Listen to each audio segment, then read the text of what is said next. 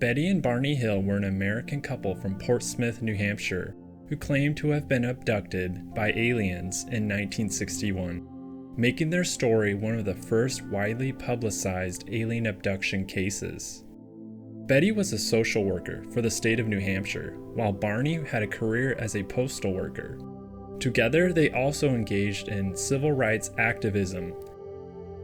Due to the widespread reach of their story, Betty, and even more so Barney, because of his position as the legal redress chairman of the Portsmouth NAACP, became worried about the perception as civil rights activists, now claiming to have been abducted by aliens.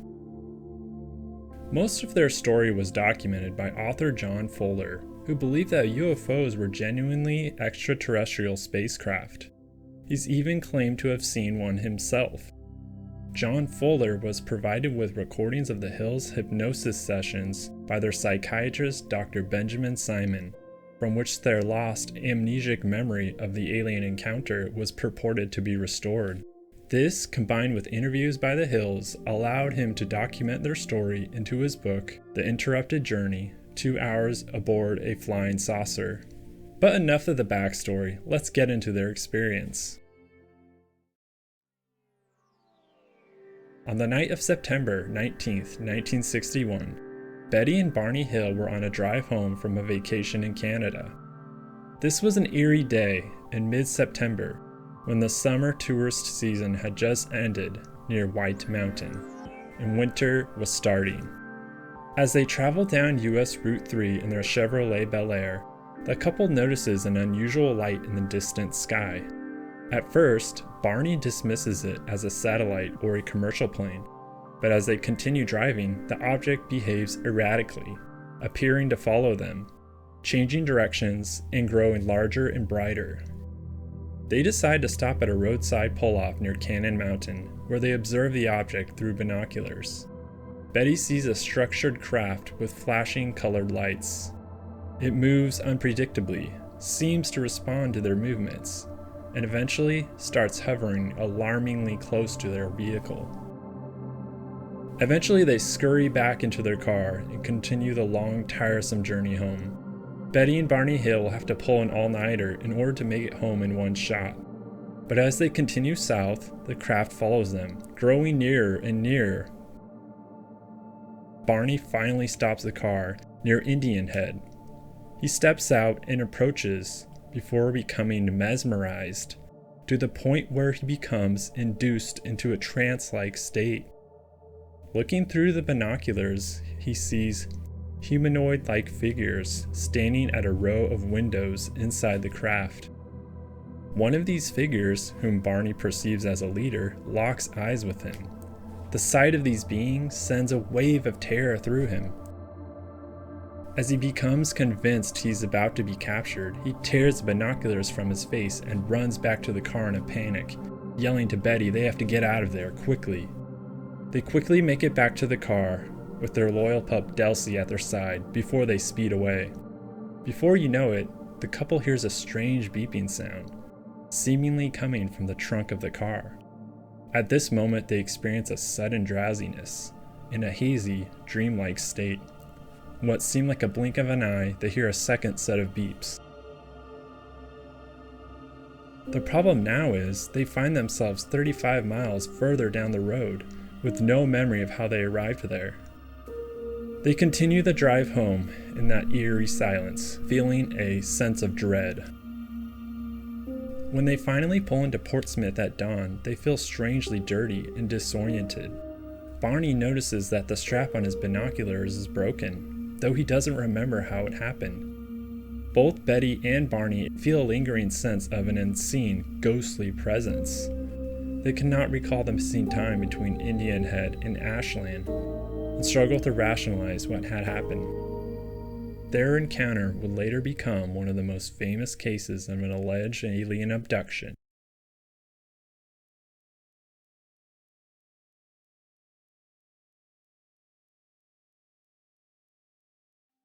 Betty and Barney Hill felt a temporary sense of relief being at home. Barney went to the back door and looked up at the sky, expecting something, though he wasn't sure what.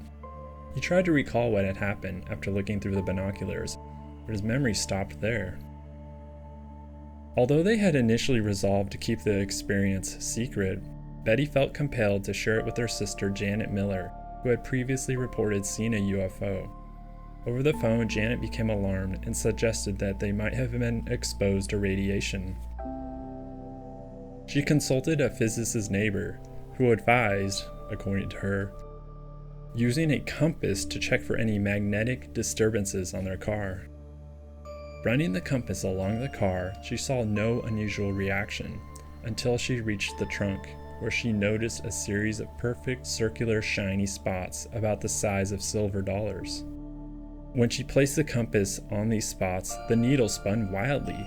Betty called her sister again after consulting a former police chief and urged her to report the incident to Peace Air Force Base in Portsmouth.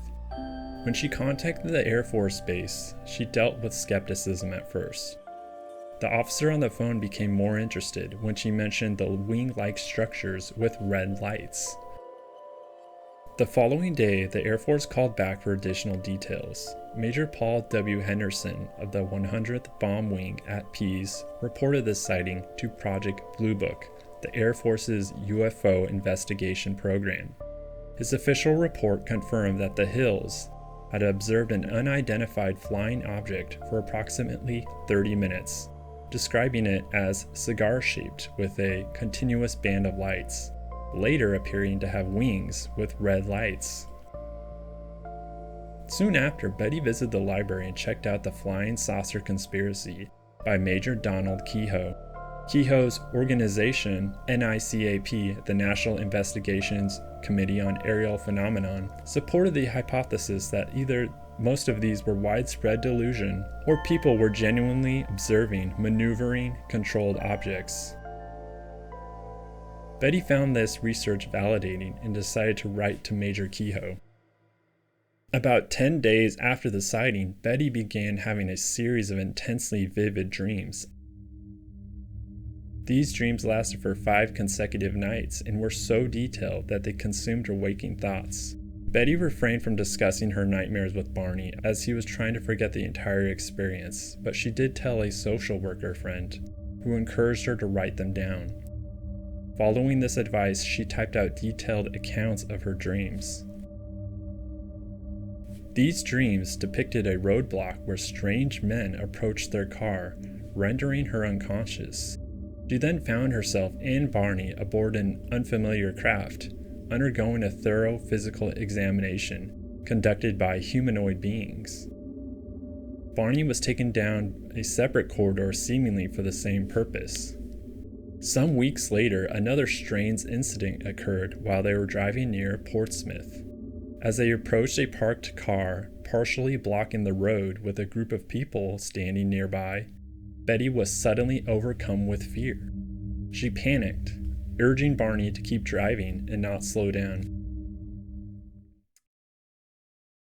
On October 19, 1961, Walter Webb, a lecturer at the Hayden Planetarium in Boston and a scientific advisor to NICAP, the National Investigations Committee on Aerial Phenomenon, received a letter from Richard Hall. The letter contained a copy of the letter Betty Hill had written to Major Donald Kehoe about her and her husband's UFO encounter. Hall suggested that Webb personally investigate. On October 21, 1961, Webb drove to Portsmouth, New Hampshire, to meet with the Hills. Webb cross-examined the couple separately and together, repeating and rephrasing questions in an attempt to find inconsistencies. Despite his effort, their account remained consistent. Webb became convinced that the Hills were an honest, intelligent couple who had experienced something completely unexplainable. During their interview, the Hills shared the independent sketches they had made of the craft, which were remarkably similar. Barney found himself reliving the fear standing in the road, staring at the massive, silent craft. Each time he tried to recall looking through the binoculars and see the humanoid figures in the window, he hit a mental block. This block triggered chills, making him feel as if he were reliving a paranormal encounter. Webb reconstructed their timeline using a map, but a problem arose. The couple could not account for approximately 2 hours of missing time. They had left Colebrook at 10:05 p.m., but did not arrive until around 5 a.m., despite the drive normally taking less than 4 hours, even accounting for their stops. 5 days later, Webb submitted his official report to the NICAP, analyzing the case with scientific rigor. He concluded that the Hills were truthful and the event had unfolded as they described, except for the missing time. By the summer of 1962, Barney's physical and emotional health began to decline. The stress of his job, long commute to Boston, his separation from his children, and his ongoing anxiety about the UFO encounter exacerbated his pre-existing health conditions, which included high blood pressure and ulcers. He also developed a ring of warts and a near-perfect circular formation in the groin area, something that disturbed him even though it seemed minor. As his exhaustion worsened, his physician recommended he seek psychiatric therapy to address his overall well-being. In the summer of 1962, Barney began therapy with Dr. Duncan Stevens in Exeter, New Hampshire. He initially focused on his personal struggles. Dr. Stevens did not immediately associate his anxiety with the UFO experience, treating it instead as a secondary issue. The doctor explored various aspects of Barney's life, including the challenges of his interracial marriage in a predominantly white New England town. Despite societal pressures, Dr. Stevens observed that Barney and Betty were well adjusted and had a strong, affectionate relationship. In September 1963, Betty and Barney were invited by their church discussion group to share their UFO experience. They had previously only told a few close friends, but with the growing number of UFO sightings in New England, they felt that this time might be the right to speak more openly. Also invited was Captain Ben Sweat from Peace Air Force Base, who had a background in hypnosis. He supported the idea of hypnosis, but thought that it should only be performed by a psychiatrist. At his next therapy session, Barney mentioned hypnosis to Dr. Stevens, who agreed it could be useful. Dr. Stevens referred Barney to Dr. Benjamin Simon, a respected psychiatrist and neurologist in Boston. Dr. Simon was a pioneer in medical hypnosis, having used it extensively during World War II to treat soldiers suffering from their battle trauma. His expertise made him one of the most qualified individuals for their case. On December 14, 1963, Betty and Barney drove from Portsmouth to Boston for their first session with Dr. Simon. He gathered a general history of their problems, focusing on the anxiety of both of them that they had developed after their encounter. Dr. Simon planned to hypnotize each of them separately to ensure that their memories were not influenced by each other. He also intended to use post-hypnotic amnesia, meaning that after each session, Betty and Barney would not consciously remember what they had revealed under hypnosis. Only when instructed by the doctor would the memories resurface.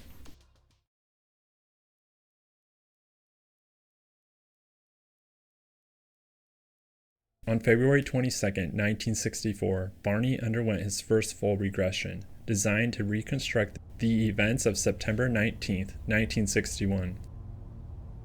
Under hypnosis, Barney began recounting the trip from Canada to New Hampshire in meticulous detail. As he recalled reaching New Hampshire, his tone shifted when describing the sighting of the mysterious object in the sky. Initially, he dismissed it as a satellite, then a plane, but became disturbed when it didn't behave as expected. He described pulling over and looking through the binoculars. When the object moved closer, his fear escalated. Under hypnosis, he vividly relived his emotions, his voice trembling as he described the craft hovering low in the sky. He recalled seeing figures through the windows, one of them looking directly at him. This figure, which he newly realized was described as wearing a black uniform with a scarf, had slanted eyes that seemed to communicate with him telepathically, instructing him to remain still. Barney resisted the notion at first, but found himself unable to move. At this moment, he panicked. He screamed, overcome with terror, crying out that he needed a weapon. Dr. Simon, recognizing the danger of an overwhelming emotion, momentarily suppressed Barney's recall. As Barney's emotions peaked, he described the figures moving inside the ship, interacting with controls. The leader, whom he compared to a Nazi due to his uniform and commanding presence, continued to stare at him. Barney's fear intensified as he became fixated on their eyes, large, slanted, penetrating. He felt completely controlled by their gaze, overwhelmed by a sensation of helplessness. At this point, Barney's recall shifted abruptly. His voice softened, and he described floating, disconnected from his body, detached from the events. He referenced surreal imagery, comparing the experience to a Cheshire cat's eyes floating in the darkness.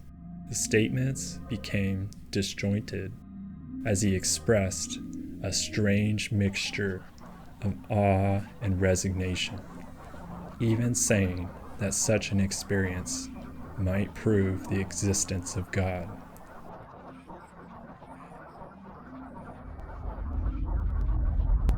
Dr. Simon, noting Barney's sudden change in tone, concluded the session, reinforcing the post-hypnotic amnesia, so Barney would not consciously remember the events until later analysis.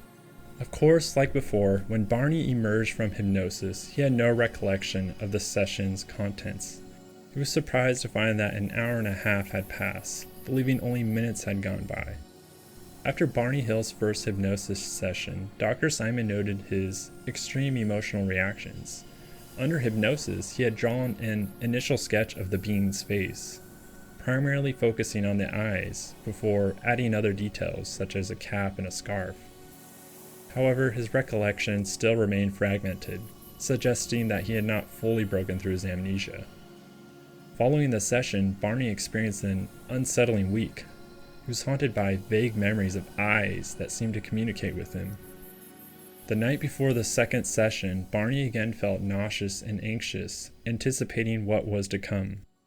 Dr. Simon reassured him that he was not losing his mind and encouraged him to express his feelings.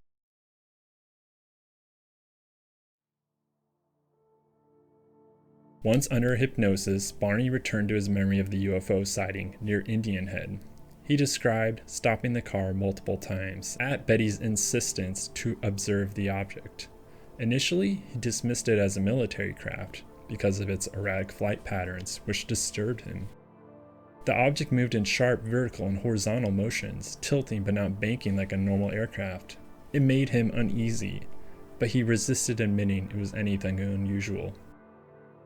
As the object came closer, Betty became increasingly excited, urging Barney to stop the car. He finally gave in and pulled over near Indian Head. Stepping out with the binoculars, he saw the row of windows again.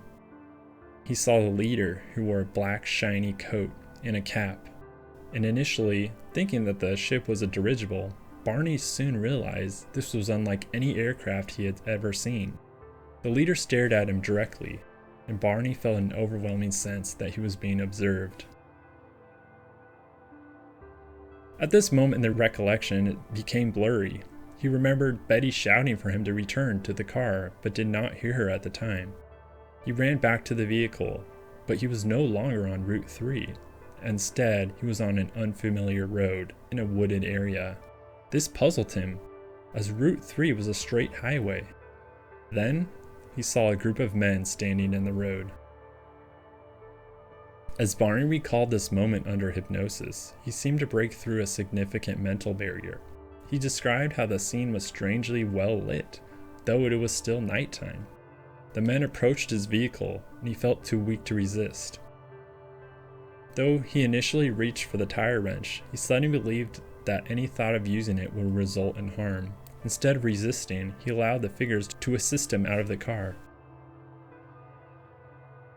As he was guided up an incline, he realized that his feet were not making contact with the ground. His eyes were closed. He felt suspended, as if floating, and experienced a strong desire to peek, but resisted.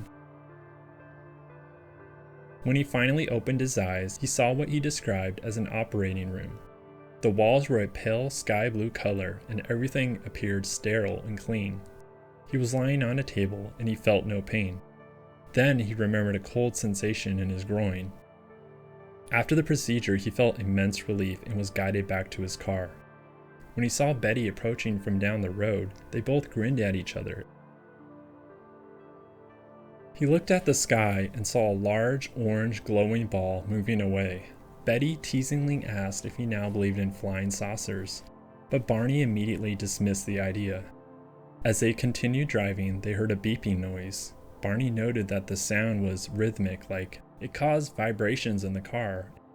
He tried to recreate the sound by accelerating and decelerating, as well as swerving the car, but could not replicate it.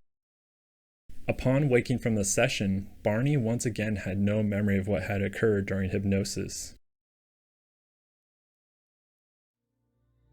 The missing time was beginning to fill in, but a full understanding of what had happened still eluded him. Dr. Simon, after analyzing Barney's sessions, divided their experiences into two distinct phases. One, the first encounter at Indian Head, where they saw the strange aerial object. The second encounter, an apparent abduction in a wooded area off Route 3, which involved a roadblock and being taken aboard a spacecraft.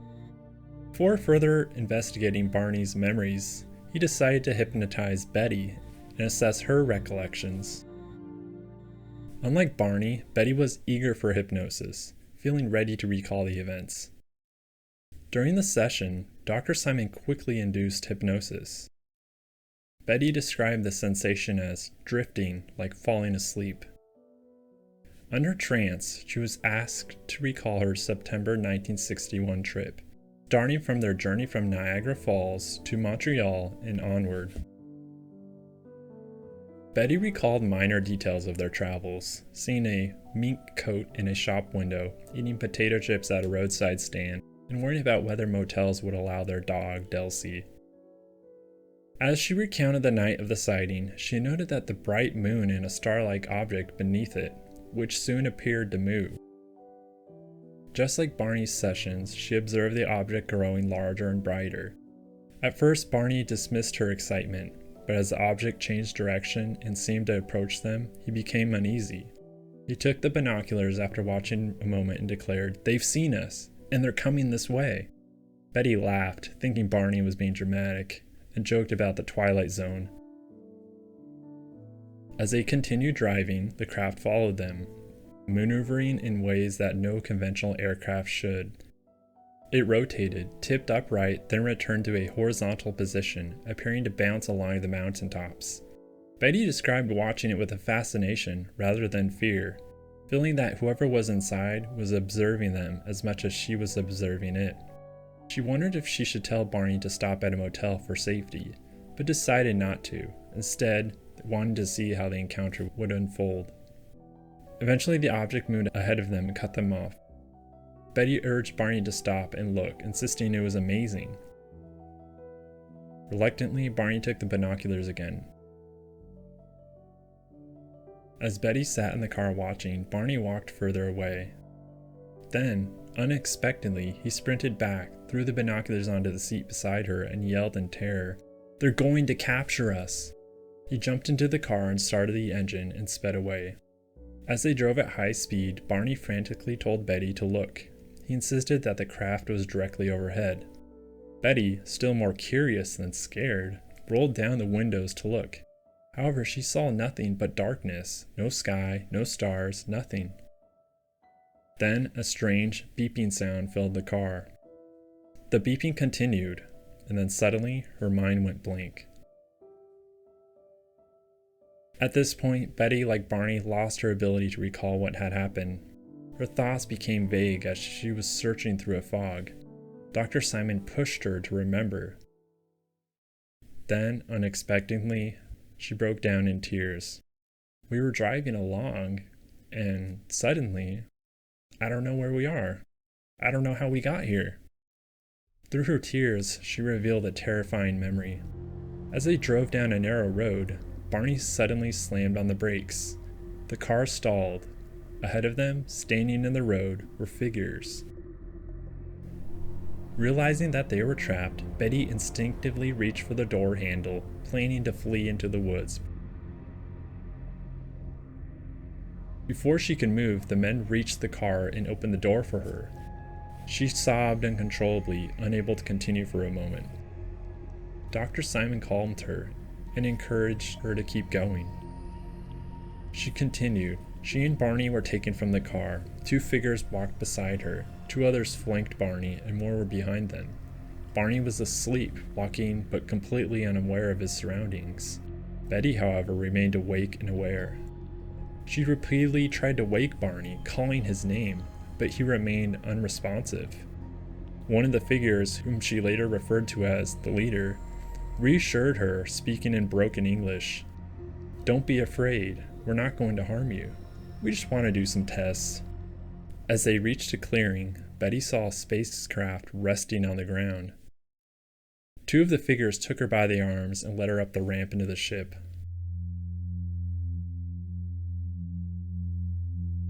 Once inside, Betty was led down a corridor to a small room where she expected Barney to follow. However, she saw him being taken into a separate room. She protested, but the leader told her that there wasn't enough equipment to examine them together. She was seated on a stool while an examiner, whom she assumed to be a doctor, inspected her. They rolled up her sleeve and examined her skin using a device that resembled a large microscope. They scraped her skin and collected it on a piece of plastic. They seemed pleased with their findings. Finally, the examiner produced a long needle and told Betty it was a simple test. When she asked what it was for, he said it was a pregnancy test. The needle was inserted into her navel, causing sharp pain. Betty screamed and protested. The leader approached, placed his hand over her eyes, and told her she would not feel pain. Then the pain disappeared. Dr. Simon ended the session, instructing Betty to forget what had happened until their next meeting. When she awoke, she felt disoriented, drowsy, and emotionally drained, and she could not consciously recall the details of what she had just described. Over the following days, she felt exhausted, as if in shock. When Barney asked about her session, she avoided discussing it.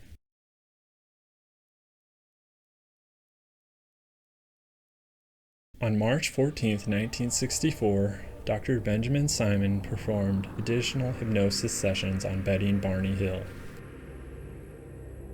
During this session of hypnosis, it was revealed that Betty remembered being given her clothes and shoes back after the examination, and then conversing with the alien leader.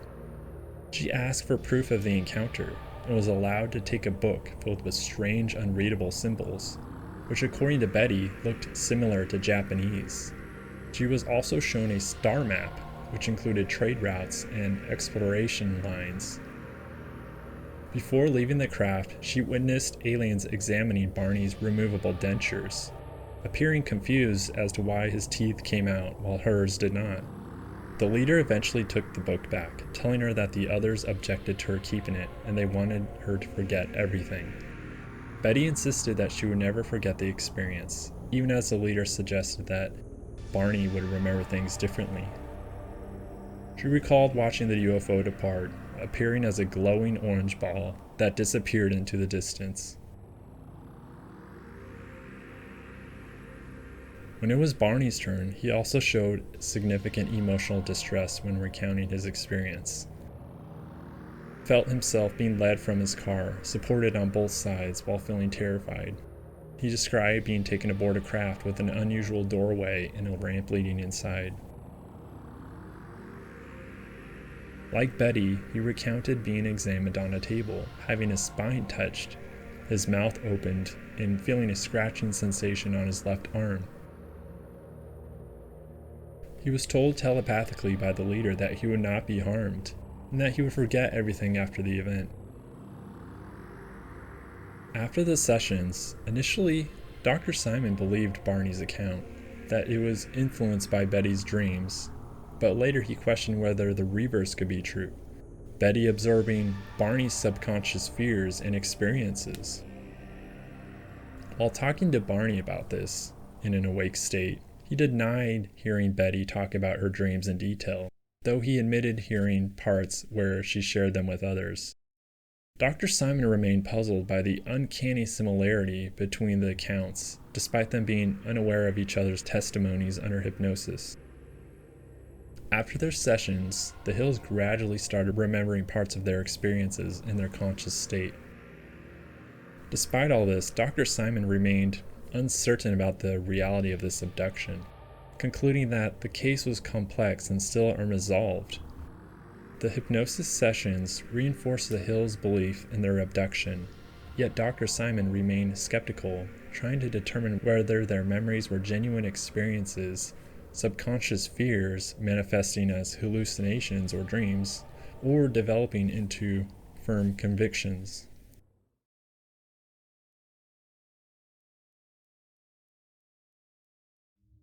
At the start of the session, Barney, while still conscious, revealed that he had recently begun having recurring dreams about UFOs, occurring 3 times in the past week. Dr. Simon pressed Barney on his knowledge of Betty's dreams. Barney did actually finally acknowledge that Betty had spoken about her dreams in conversation, speculating on a connection between them and the missing time from their UFO sighting in the White Mountains.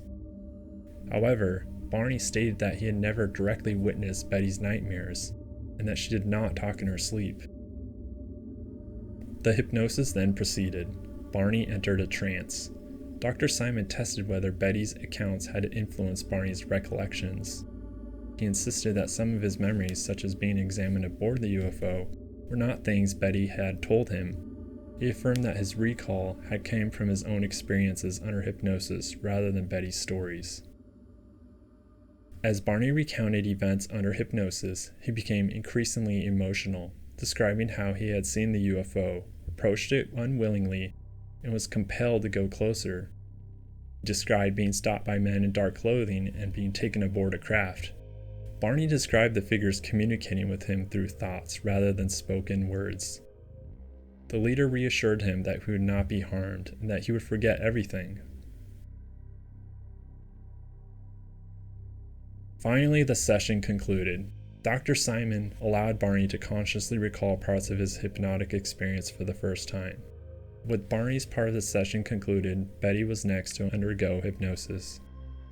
Dr. Simon resumed hypnosis with Betty, who quickly entered a trance. Again, the same experience as before at Indian Head. When she got to the part about the alleged examination, Dr. Simon asked Betty about the needle that had been inserted into her navel. She confirmed the event, but said she never checked afterward for any physical marks or any evidence of the procedure. She recalled that the leader spoke English but had a foreign accent. When pressed to identify the accent, she was unable to determine its origin, noting that one of the other beings even had a stronger accent. Dr. Simon then asked whether she had asked about their names, but Betty stated that she had not, nor had they asked for hers. This time, Dr. Simon asked Betty whether her and Barney had talked about their experiences immediately after the event. Betty confirmed that they had not discussed it on the drive home. Dr. Simon challenged Betty's certainty, asking whether the additional details she remembered under hypnosis can simply be forgotten parts of her dreams. Betty rejected this idea, stating that her hypnosis-induced recollections contained much more than her dreams, and that they were not identical. The discussion turned to how Betty had understood the being's speech. Initially, she maintained that they spoke English, albeit with an accent. However, as the conversation progressed, she began to doubt herself, now considering the possibility that she had understood them through thought transference, rather than spoken words. Betty mentioned that she and Barney frequently said the same things at the same time, and that she used to play mind games in college, attempting to influence her professors' actions with their thoughts. She suggested that the beings might have picked up information from human radio signals, but she wasn't entirely certain how communication had occurred aboard the craft. After the session concluded, Dr. Simon reassured Betty that her memories would not trouble her and that she would gradually recall them more clearly without anxiety. He encouraged her to attempt to draw the mysterious map she had seen aboard the craft, but left it to her discretion. By March 28th, Betty and Barney Hill had begun to recall more of their experiences outside of hypnosis. Dr. Simon continued exploring their memories while gradually allowing them to process their recollections consciously. Both Betty and Barney were experiencing recurring nightmares. Barney in particular was troubled by the question, would the beings return? In an attempt to make sense of their experience, he and Betty revisited the site of their encounter at Indian Head. Barney started to question whether his memories were hallucinations or dreams. He wondered if Betty's influence had shaped his recollections, though he ultimately dismissed the idea, acknowledging that this experience was independent of hers. Remember the circle of warts that appeared in 1962 around his groin months after the alleged abduction? Well, after hypnosis began in 1964, these warts became inflamed. Barney connected this to his recollection of an examination on the craft, when a circular instrument had been placed in the same area. However, he also considered the possibility that his mind was creating a psychosomatic response. Barney went to a skin specialist and later found out he was not to be worried about this symptom after pursuing a treatment of electrolysis. On April 5, 1964, Betty and Barney Hill arrived early for their next hypnosis session, eager yet anxious about the possibility of hearing playback from their past hypnosis recordings. When Betty began her session with Dr. Simon, she recalled that the men approached the car where she suddenly fell asleep. Dr. Simon pressed her on this, pointing out that she never mentioned sleep before, either in or out of hypnosis. She insisted that she did not actually fall asleep, but felt that she had been forcibly made unconscious. She also brought up a particular detail that always puzzled her, the mysterious diner. When she was driving home, she and Barney searched for a diner where they could see people and get coffee. They found one with lights on, but when they pulled in, it was closed. Dr. Simon noted this and brought Barney into his office. Barney had drawn a rough map of the road and the location of the counter, which he handed to Dr. Simon. He had made it the previous Saturday, attempting to capture details from memory. When Dr. Simon asked if Barney had ever felt asleep at any point, Barney firmly denied it. He had no sense of being put to sleep or being rendered unconscious. Unlike Betty, he only recalled feeling dazed and unable to resist. Barney began to recall more details about his experience inside the craft away from the hypnosis sessions. For example, he remembered that he saw 3 humanoid figures standing near the entrance of the examination room. The beings had large craniums, slitted nostrils, and no discernible hair. They had metallic gray skin and a particular texture. Their eyes wrapped slightly around the side of their heads, allowing them a wider field of vision. Their mouths were simple horizontal slits, which only moved slightly when they emitted a mumbling or humming sound.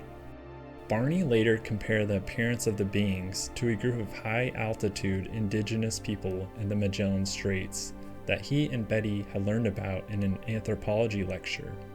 He noted the similar facial structures, including broad foreheads and small mouths adapted to a harsh environment. Listening to the tapes triggered even more memories for Betty.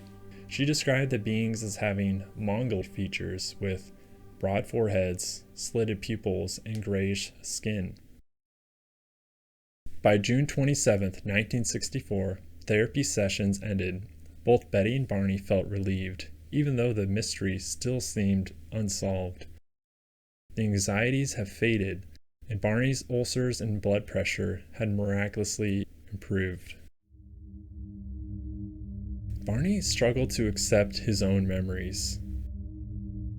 In a follow-up session in 1966, a few years after the last session in 1964, he admitted that he felt that he was abducted, but he couldn't bring himself to fully say, "I was abducted." Barney broke down sobbing, repeating that he had hated them touching him.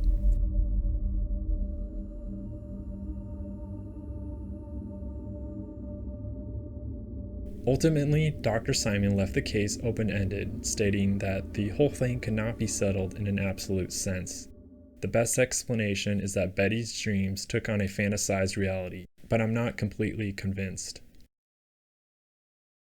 After their therapy sessions ended, Betty and Barney Hill attempted to return to normal life, engaging in community work, civil rights activism, and their careers.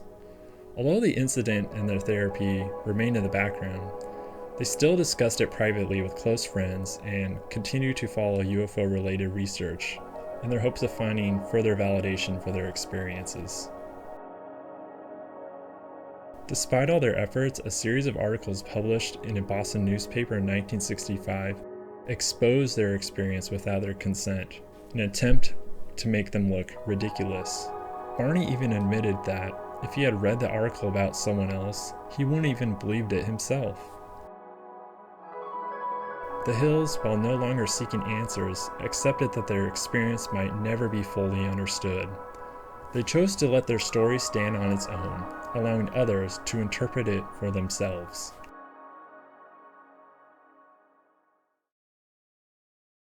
In 1969, a few years after The Interrupted Journey was published, Barney died tragically of a cerebral hemorrhage.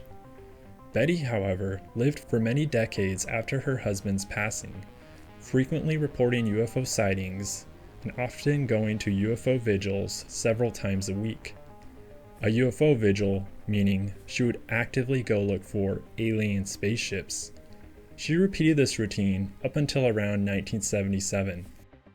A few times she was joined by NICAP investigator John Oswald, who facilitated the role as Betty's driver after her husband has passed. Oswald noted something about Betty Hill's observations during his time with her, stating, "She's not really seeing UFOs, but she's calling them that." Mrs. Hill was unable to distinguish between a landed UFO and a streetlight. In 1980, Betty Hill attended the National UFO Conference in New York City as a presenter. However, her presentation did not go as planned. As Betty started presenting her UFO photos to attendees, people started noticing a trend. Her photos were mostly blurry and distorted. Eventually, the audience at the event started heckling, leading some to believe that she was not a credible witness by other UFOologists.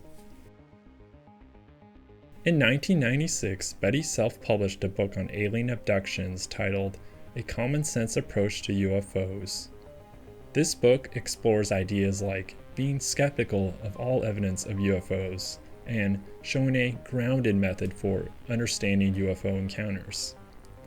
Less than a decade later, Betty Hill passed away from lung cancer on October 17, 2004, at the age of 85 in Portsmouth, New Hampshire.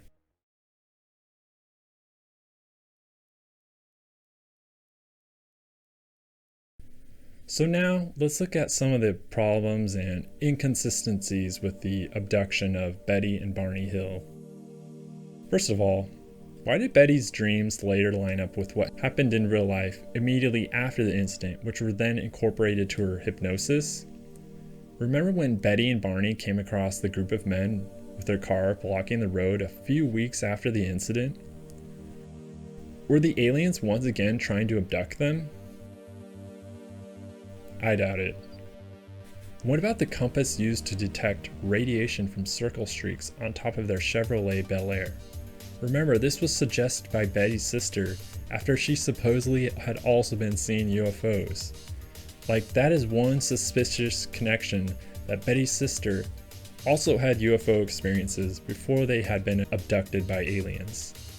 And a compass does not detect radiation like a Geiger counter. It's built to point to magnetic north.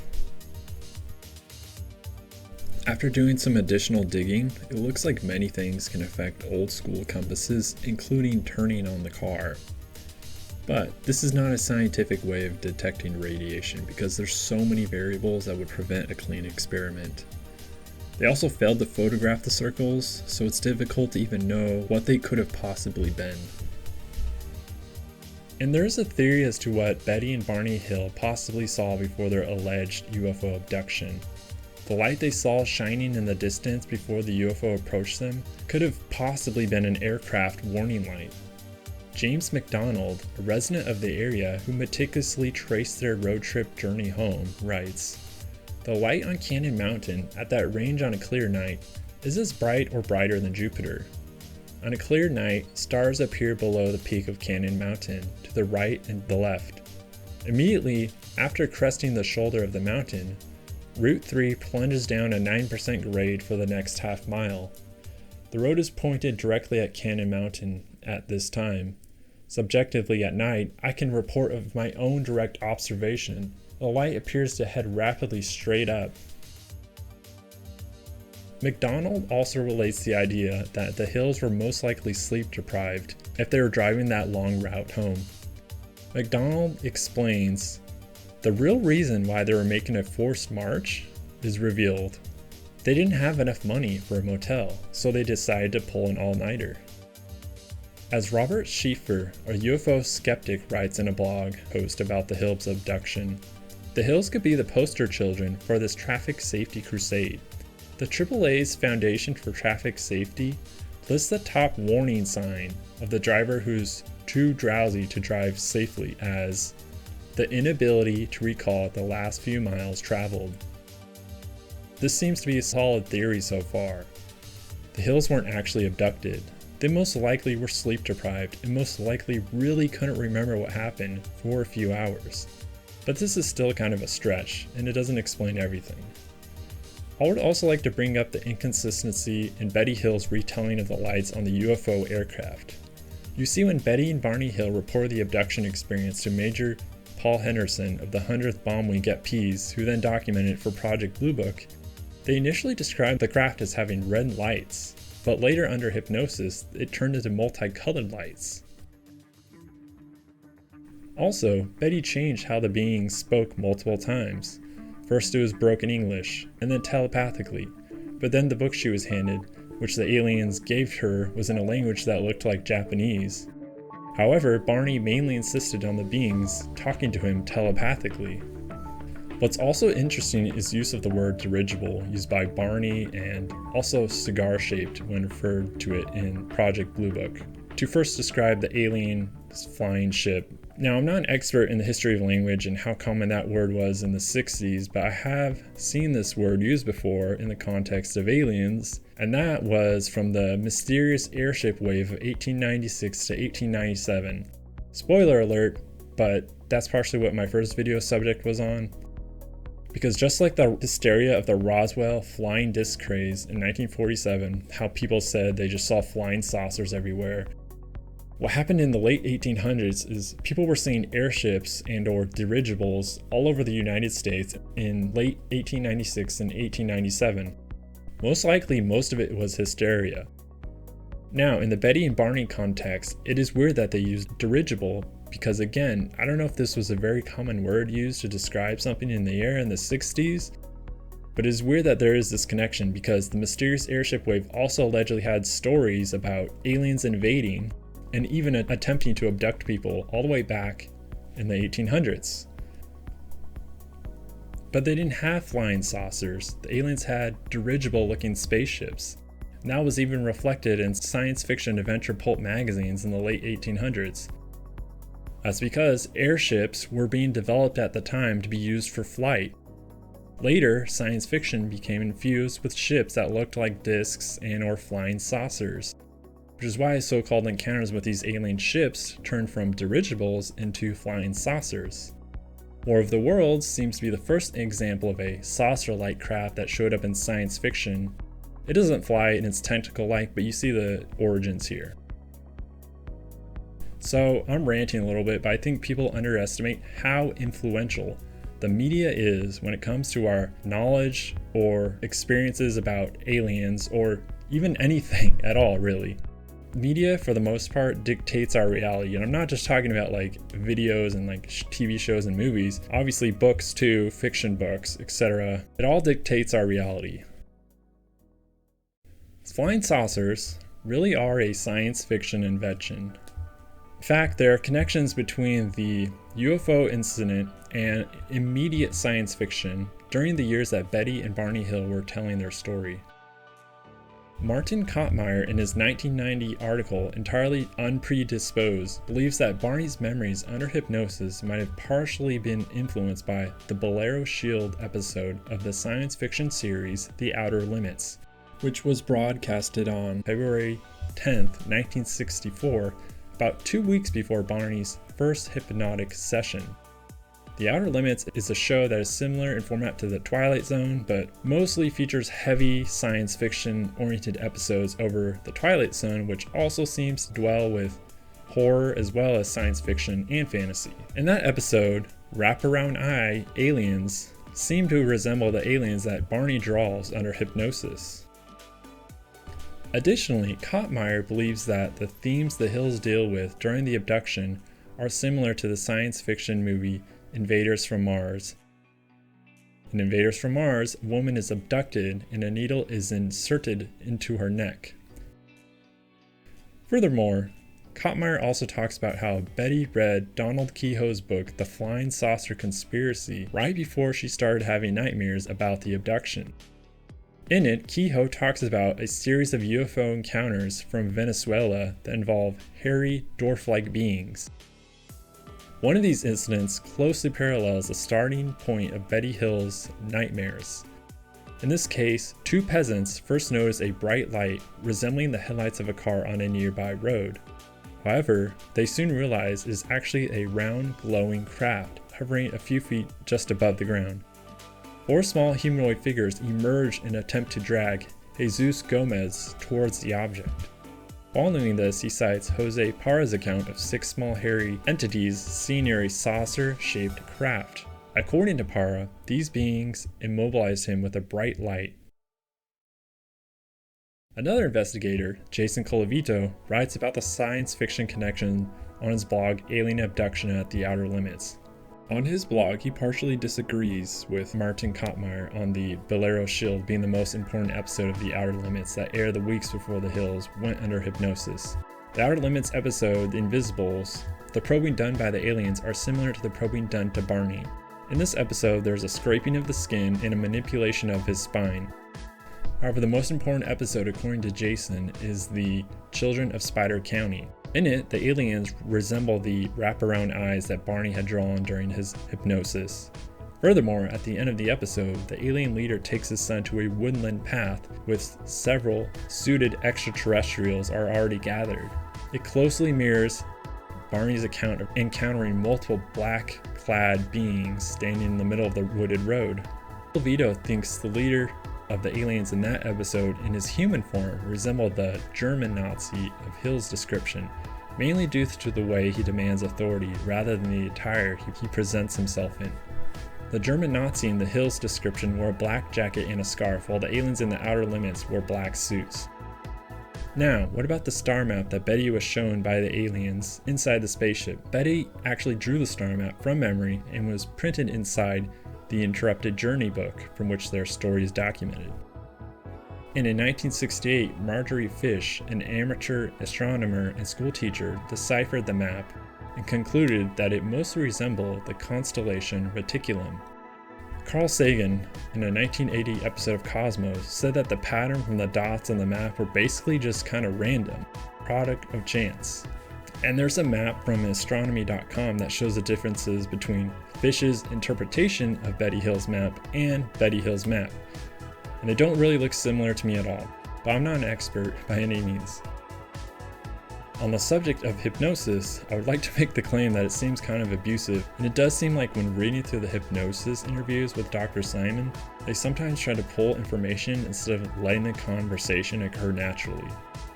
And what's weird is hypnosis actually used to be a valid method of testimony in court until the Supreme Court case in Rock versus Arkansas found otherwise, which ultimately found that hypnotically refreshed testimony is not reliable and should not be automatically admissible in court.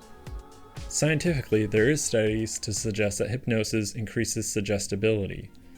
Hypnosis can lead to false memory implantation, where people recall events that never happened. Lastly, Dr. Simon, the psychiatrist who administered the hypnosis to the Hills, did not believe the Hills were actually abducted by aliens either. In a letter to skeptic Philip Klass in 1975, Dr. Simon wrote, "The UFO was a sighting in quotes, suggesting it was not real. The abduction did not take place, but was a reproduction of Betty's dreams, which occurred right after the sighting. This was her expression of anxiety as contrasted to Barney's more psychosomatic one." So there you have it. Not even the hypnosis wizard believed them.